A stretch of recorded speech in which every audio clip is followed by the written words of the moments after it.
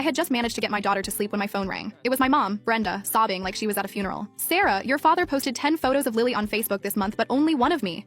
Does he think that Brad is more important than his own wife?" I rubbed my temples, feeling a migraine coming on. "Mom, Jesus Christ, it was a kindergarten assignment. Stop overthinking it." Not even 5 minutes later, she called again. "I just checked the credit card statement. Your dad spent twice as much on Lily as he did on me. Don't bring the kid over next month. I can't look at her without feeling sick." "Fine," I said, barely holding back a scream. "Whatever. Honestly, it's my dad who's going to be pissed about not seeing his precious granddaughter, not me." I finally drifted off to sleep, only to be jolted awake by a ringtone loud enough to wake the dead. "Sarah, I can't sleep." Brenda's voice was manic. "You need to arrange a marriage for Lily tomorrow. Find her a fiancé. Once she belongs to another family, your dad won't be able to get his hands on her." My brain short-circuited. I finally snapped, screaming into the phone. "Are you seriously competing with a 5-year-old right now? She's a baby. An arranged marriage? What is this, the dark ages? If you can't sleep, go pop a Xanax and leave me alone." I hung up, thinking my anger would shut her up. Brenda usually plays the role of the fragile, submissive housewife. I didn't think she'd actually do anything crazy. I was wrong. The next morning, my phone was blown up with 999 plus notifications. WeChat was frozen from the sheer volume of her spam. My anxiety spiked. Brenda is 50 and has high blood pressure. If she stayed up all night raging, she might actually stroke out. I called her back.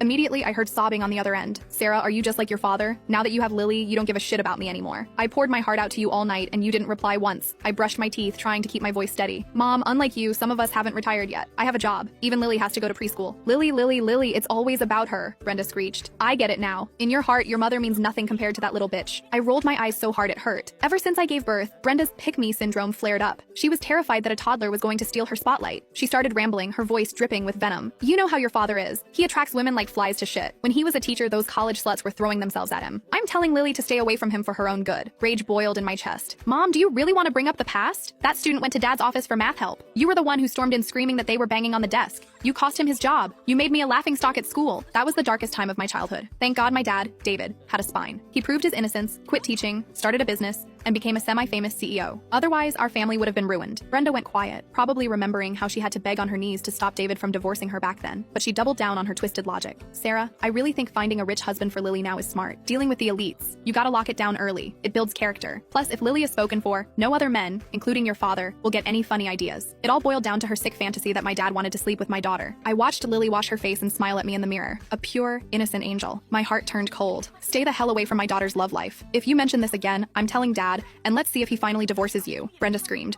cursing me out, calling me an ungrateful brat who threatens her own mother. I hung up, hugged Lily, and kissed her soft cheek. I dropped her off at the prestigious private preschool and went to work. But around 3 p.m., I got a call from the teacher. "Mrs. Sarah, is your mother Mrs. Brenda Song? She's here with a strange man, and she's hysterical. She's trying to forcibly take Lily. You need to come now." My heart hammered against my ribs. I abandoned my meeting and sped to the school. At the gate, a crowd of parents was watching Brenda wail, snot and tears running down her face. "You don't understand. My daughter